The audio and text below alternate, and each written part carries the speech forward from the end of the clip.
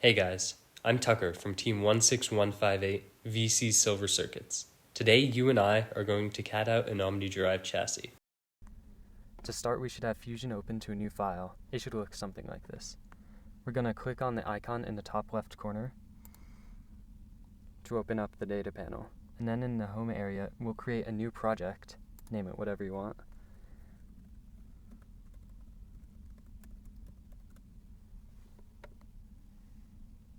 We're going to double click on your new project to open it. Then as you can see in the top right corner, there's an upload button. So now we can go to the part pages that are linked in the description. And if you scroll down to the description of each one at the bottom, there should be a step file, which you can click to download.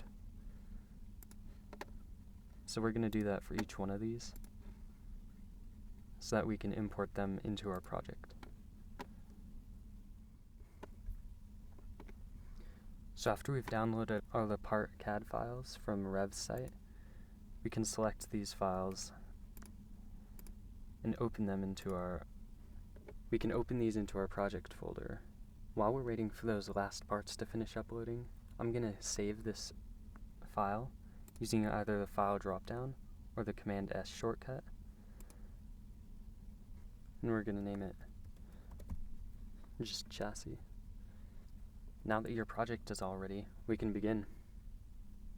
We'll start by creating an empty component to put our motor bracket subassembly in. So we can name this. And if you right-click on the motors file in the data panel, you see you can insert it into the current design. And so when we hit that, it inserts it into our motor bracket component, since that's the current active component. Now once it's loaded, we're going to hit OK. And so we can start by taking some measurements of this for when we begin modeling 3D printed parts to fit around it. So this mounting hole to the opposite mounting hole is 32 millimeters apart. Make sure you select the circle instead of a point on the circle. The outer ring of the output shaft is 24 millimeters in diameter. And then if we select two opposite faces of the motor, we see that it's 38 millimeters wide. So now that we're done taking measurements on this motor, we can hit the visibility icon on the left in the browser view to hide it. Now I'm going to create a sketch for our motor bracket. So now that we have our sketch here, I'm going to use the line tool up here on the top left in order to create an open U shape with solid edges. And to close the profile, I'm going to make sure that I snap the cursor onto the first point we drew out, and so that connects these two. And so now I'm going to use Command Z to exit out of the line tool so I can just use the cursor.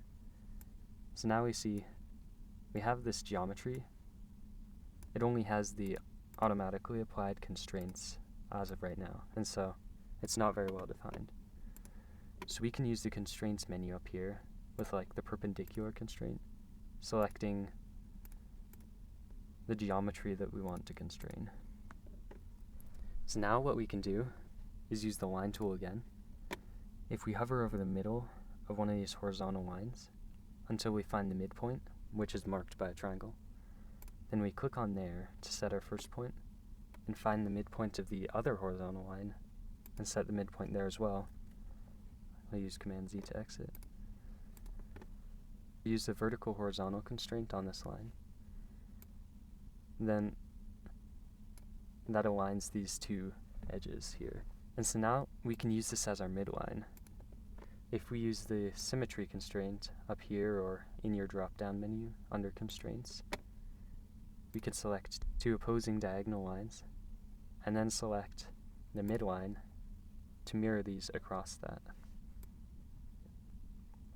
As you can see, it still doesn't constrain the length, so we can set these lengths to be equal to each other.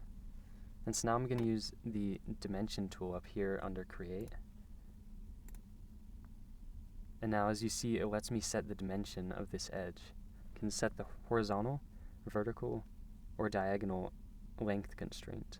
So I'm going to do the length, make sure it's lined up right, and I'm going to set that to 6 millimeters. And then I'm going to do the same thing for our midline and set that to 8. And so now we have the general shape of our corner bracket, but it's still missing some definition. So I'm going to grab this vertex here, where the midline and the horizontal line meet, and I'm going to drag this onto the sketch origin. And this basically applies a coincident constraint here, which just binds it two vertices in place. And now I'm going to use the dimension tool again and make sure to get the length. And I'm going to set that to 30 millimeters long, the inside edge of the diagonal. And so another thing we can do with the dimension constraint is if we select two angled lines together, then we can set the angle between them. So for this, we need a 120-degree angle. And then I can set the length of this inside face. And now we can draw back to the dimensions we took of the motor earlier. And remember that the motor is 38 millimeters wide. And so if we add a little bit of extra room, that'll be about 42 millimeters of room. And so now this sketch is fully constrained. We can hit Finish Sketch. So now that we have our motor bracket sketch, what we can do is go back to the data panel, and this time we insert the U channel. Since this is what we're going to be fitting the bracket into, we want to take some measurements to make sure it fits. I'm going to use the measure tool and measure between these two lines on the edge or these two faces, as long as it captures the inside dimension, inside height. And so you can see it's 33 millimeters tall, so we can hide that now. Now I'm going to use the Extrude tool up in the top left here, and I'm going to extrude this 32 millimeters so that there's room to fit in the channel. If I hit OK, then it creates some new geometry here under bodies, and I'm going to name this bracket. And this I'm going to call the profile. So now we have part of our bracket, but it's not very defined yet. It doesn't do much. So I'm going to unhide the U channel, and if we go into the Modify dropdown, there's the Align tool here that we're going to use. So I'm going to scroll around to the top end, and if we select the second mounting hole in the middle, and then we select the diagonal face of our motor bracket, this lines up the two objects relative to each other. It isn't quite arranged the way we want it though, so I'm going to use the Flip tool and the Angle tool to line it up right. And then last of all, I'm going to use the Capture Position so that it preserves this transformation when we do any operations. Hit OK. And now we can create a sketch on the face of this U channel. And when we create a sketch, it imports all the geometry it's based on. And so if we just hit Finish Sketch and hide this U channel again, the sketch has all of the mounting patterns we can use with the Extrude tool. And so we can kind of just select a mounting pattern here. And now if we click on the face we want to extrude through, in this case the inside face of the motor bracket, it'll cut all the way through for us. So I can hit OK, and there we have a mounting pattern. So now I'm going to create a sketch on this front face. I'm going to use the Circle tool, find the midpoint of this edge, and I'm going to draw it out to the diameter of the motor output face that we saw earlier. So 24 millimeters. Then I'm going to use the Circle tool again, use the C as the shortcut, and I'm going to draw a smaller screw hole circle here and set that to 3.3 millimeters. We're going to use the horizontal constraint to set it horizontally. and we're going to use distant constraint to set it 16 millimeters away. Now what we can do is apply this circular pattern tool in your drop down or in your toolbar. Select the mounting hole and select the center of our shaft circle as our center point. And then we can adjust the quantity, and it makes the hexagonal mounting pattern. So now that we have that, we can hit Finish Sketch and use E for Extrude.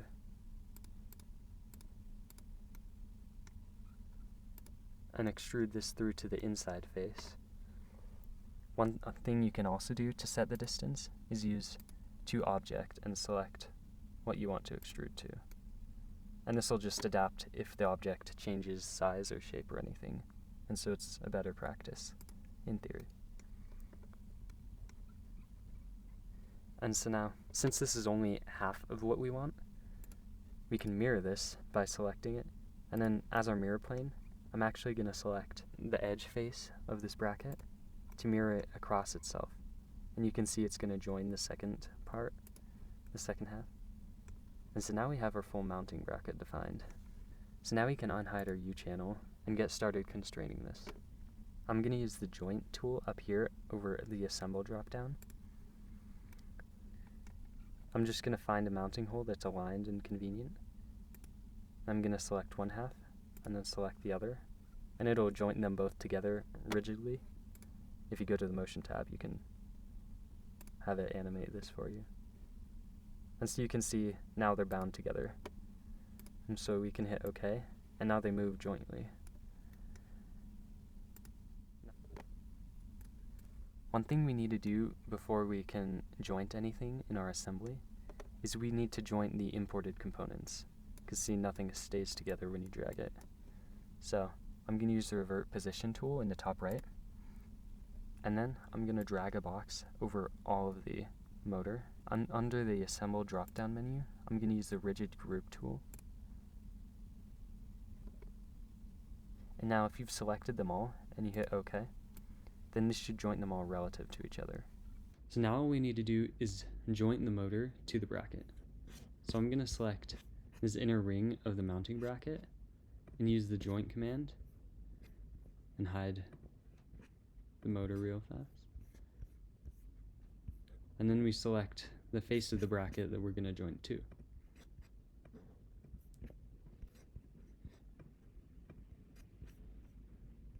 Now, we may need to rotate this to get the holes to align. And as you can see, since we've made a rigid group out of this, once we joint one component, all the rest follow. And see, look, now it's all jointed together. And we're all happy, yay. So now we can get started on the wheel setup. Now since this mounting shaft doesn't extrude past the surface of our bracket, we need to import some spacers so that the wheel won't be rubbing on anything. Say OK. I'm going to select the inside ring of the spacer and joint that to the motor output face. And now it's not quite lined up, so we need to flip this over, and if you want you can make the mounting holes line up too. Say OK. And now I'm going to select this item in the browser, and I'm going to hit Command C and then Command V to duplicate it. And so now we have this extra copy here that we can joint on top of the other spacer. I'm going to hit Command V again now to import yet another spacer, which we will joint back on there. And so now there's plenty of space for our omniwheel, so I'm going to insert that into the design.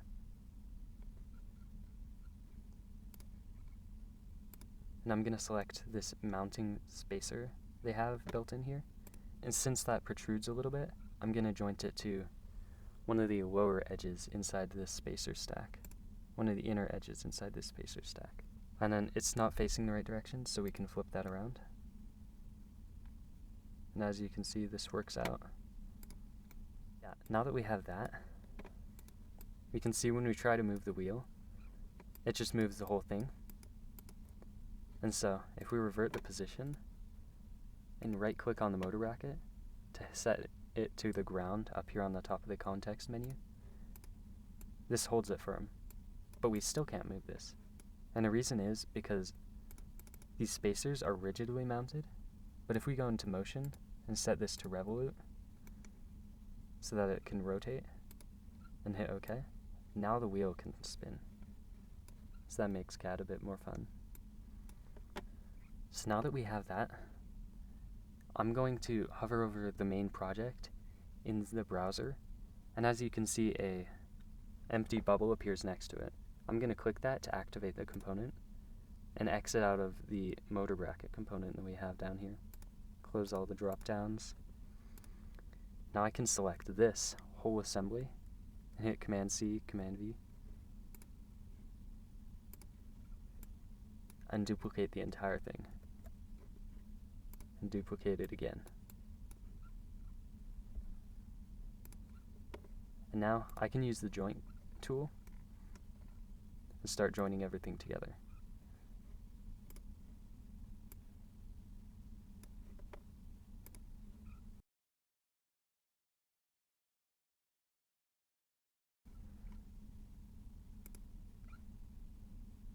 Flip that around, hit OK, and everything that's jointed together will follow once you've jointed one object. So now we have our chassis, basically. Now obviously, it's kind of ugly and not very useful so far, so let's add some more. What I'm going to do first is create a new component. As you can see, it selects it all because they're all part of this main parent component. And we're going to hit OK. And I'm going to name this the battery mount. So what I'm first going to do is I'm going to import the battery we're going to be using, insert it into the current component. I'll close the data panel, and just for ease of use, I'm going to use the adjustment inside the import move copy command. And so I can rotate this to be upright to the chassis and say OK. Now I'm going to use the measure tool up here again, and I'm going to measure the two farthest arcs from each other on the edges of this battery. So as you can see, they're 90.5 millimeters apart at the center points, but it also tells us the radius and diameter of each arc, which we can use.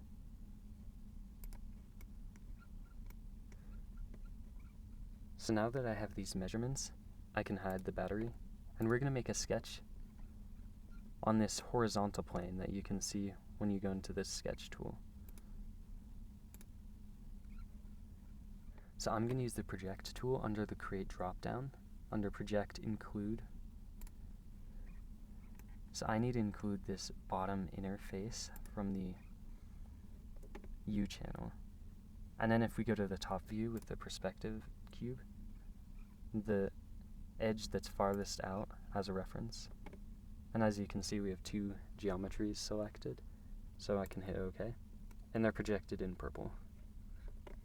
Now that we have those, I'm going to right click on battery mount, and as you can see, there's an isolate option in the context menu.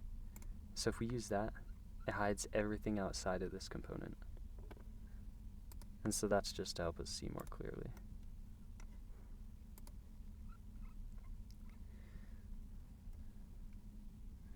So now I'm going to start sketching out the general shape of our battery mount. Like a rectangle kind of, with these two mounting ears on. Now we can just go through and constrain everything. It'll let you know if you are using too many constraints.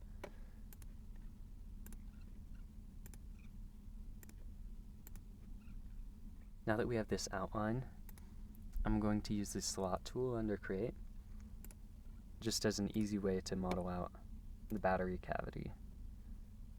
And since we know the diameter of each end arc of the battery, we can set this to about 27, should have plenty of extra room. Since they've included this construction line in the slot, we can set the center to center distance to 90.5, as we measured before. So now I'm going to use the line tool to create some lines from the edges of this battery that we can set equal to each other as a constraint. But before I'm going to model these lines, use the X shortcut to turn these into construction lines. Now these don't affect the geometry of the shape other than as constraints. As you can see, it still sees it as one profile. Now as you can see, this one didn't constrain, so I'm just going to quick use the coincident constraint to join it to this line.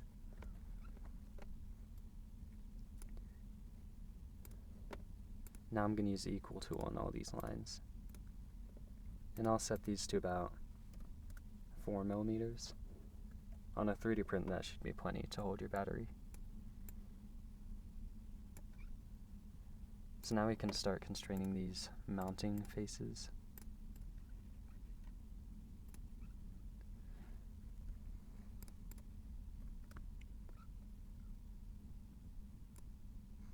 Now if I select a point in a line, it'll give me the distance between them. So now I'm going to use the coincident constraint to constrain this point onto this line of the projection.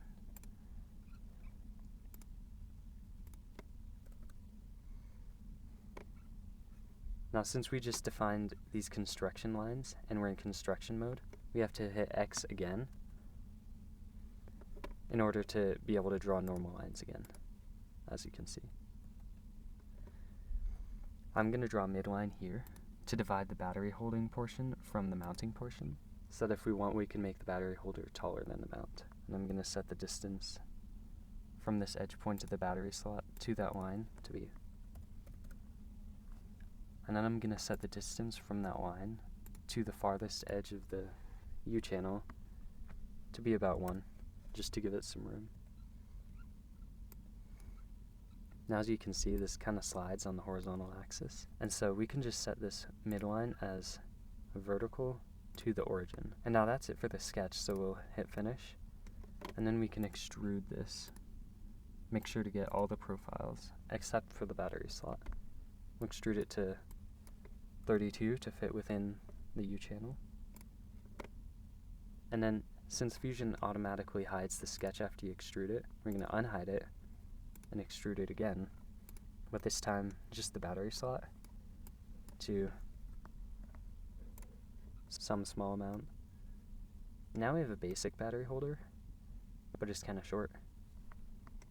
So I'm going to extrude this battery outline that we have defined here, and I'm actually going to change the start here to object. And this allows us to select the top face, and it'll extrude from there instead of from the bottom.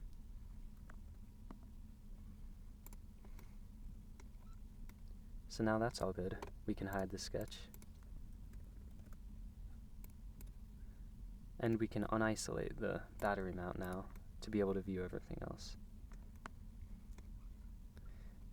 Now I'm going to do something really similar to what we did before, where I create a sketch on the face of this U channel to include all of its geometry, and just extrude that through the battery mounting.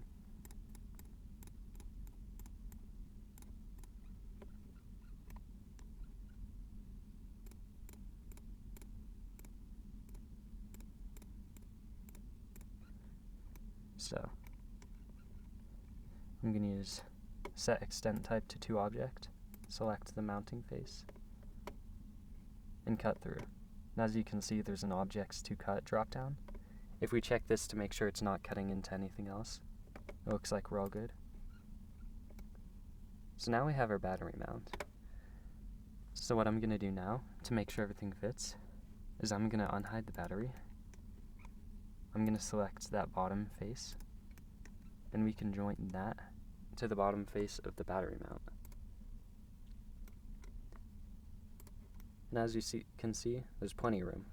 So you could play with that in your sketch, however much room you want. So now our battery mount is done. So I'm going to exit out again by activating the file as a whole. But we still haven't jointed this mount to anything. So I'm going to revert position. and joint these two adjacent holes together. Just any two adjacent holes. Another tool you could use is the as-built joint. So we can just select this component and this component, and it'll just constrain them as they are next to each other, without you having to define any edges to align.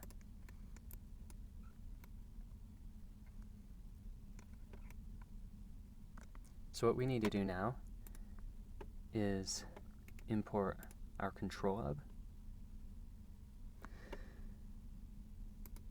and our power switch up here.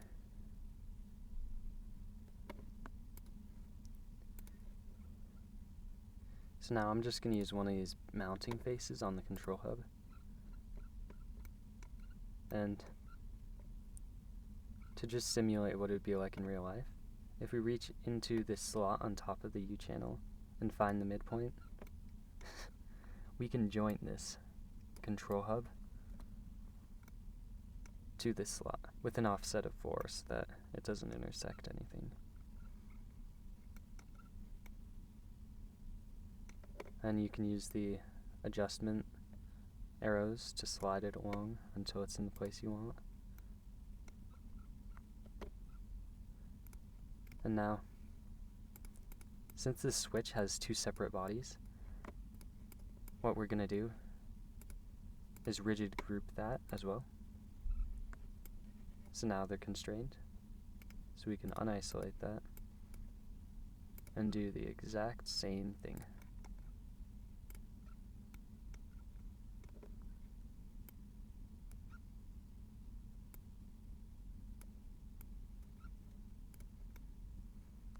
So now you could go with this. It has everything you need for a working drivetrain, but we can make it better. So I'm going to go back into editing the motor bracket, and we're going to import more spacers.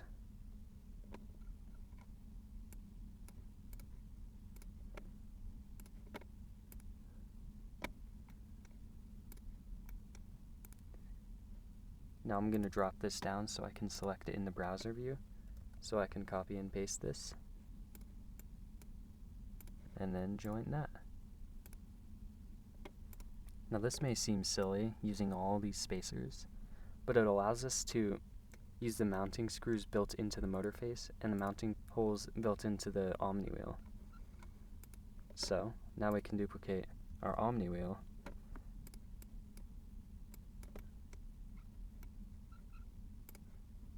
and joint that. And now we can just joint this straight to the other omniwheel, since the spacers are set to be exactly that distance. And now, as you can see, it's aligned here so that the rollers are offset. If it's not on yours, in the joint editing menu, you may need to rotate it 180 degrees, like this.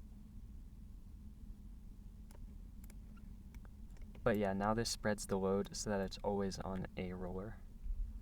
And so now, what I'm going to add next, I'm going to create a sketch on this horizontal plane. You can just move your mouse around until you found the right plane as well. We're going to sketch out the general shape of a wheel guard.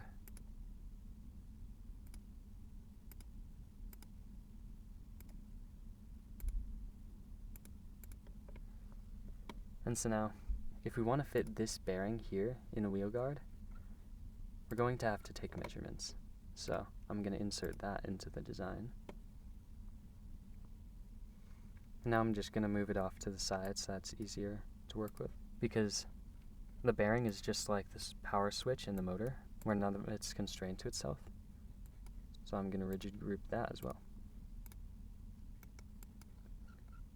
And now, if we use the measuring tool, we want to get the thickness so we can measure these faces or this edge. And this tells us that it's 4.5 millimeters thick. And so we can integrate that into our sketch here in the drop down by projecting using the P shortcut and selecting the farthest edge of this wheel. We can set the distance of that to 4.5 or 4.7 if you want a little bit of room for error. And that means our bearing will be able to exactly fit here.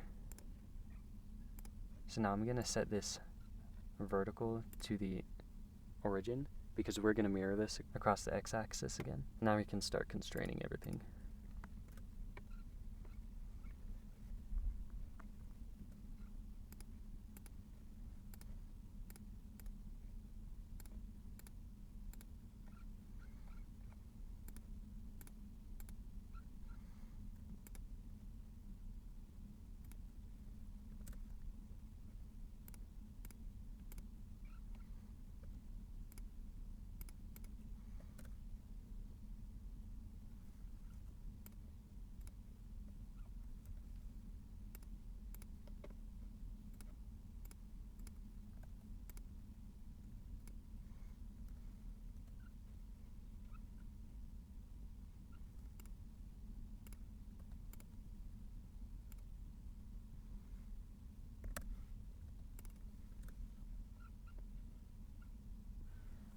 Here I project the leading edge of our motor bracket so that we can line up our wheel guard with that.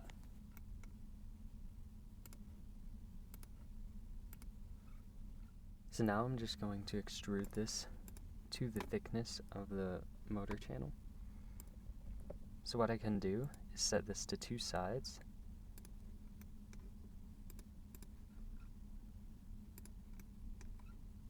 And even if our profile or sketch is offset from where we want it to be, we can extrude it in both ways, different lengths, in order to make sure it's all lined up.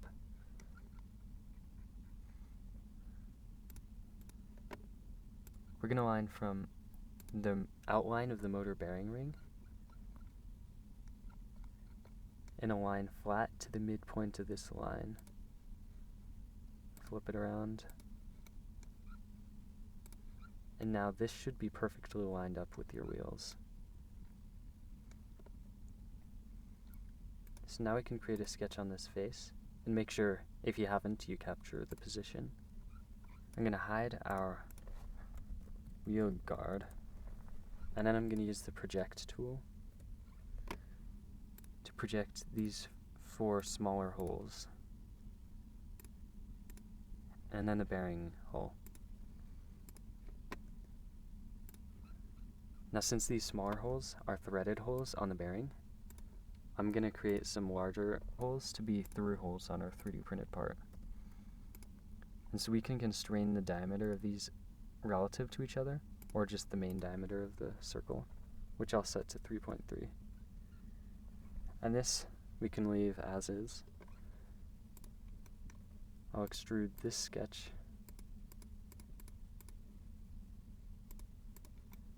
through to the opposing face. And now the reason I extruded this hole for the bearing is so that none of the bearing will be rubbing anything other than the moving wheels. I'm going to create a sketch on this flat area here. I'm going to flip around and project the entire face of our motor bracket over here. And so I'm going to create a set of offset lines from this that we can cut out to make sure there's plenty of room for your screw heads.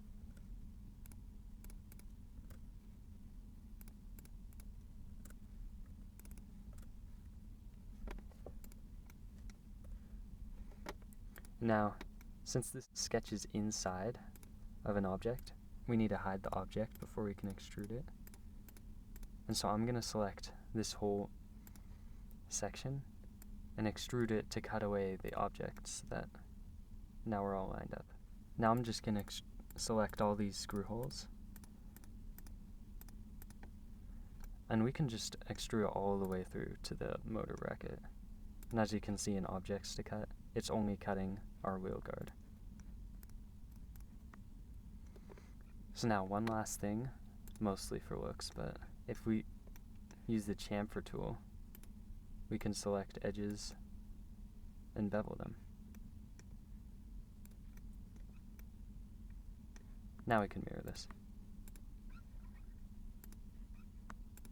And so before we finish, I'm going to import this hex shaft I'm going to select this face on the end, and then we can joint it all the way into the motor back here. And these motors have built-in set screws into the output face, and so you could secure this that way. And so this would support just add a little extra support for the wheels, and it would run through the bearing. Last but not least, we still need to joint this bearing. Hit OK. Everything's all lined up. Wheels spin. So now we can exit into our main file. And I'm going to create a sketch with a rectangle that is 18 inches tall and set both sides equal. Now if we finish the sketch at that, then it leaves this movable square that's 18 inches by 18 inches that we can drag over our chassis to check the size. Anyway, thanks y'all for watching. I hope this was able to help some of you guys, and feel free to contact me or any of the VC Silver Circuits team with any questions.